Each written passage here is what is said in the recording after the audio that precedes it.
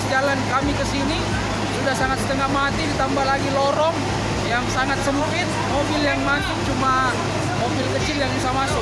Kita belum dapat informasi karena masih tahap pendinginan. Nah, setelah pendinginan baru kita adakan pendataan. Penyebab kebakaran belum kami dapat informasi, itu kewenangan dari pihak kepolisian.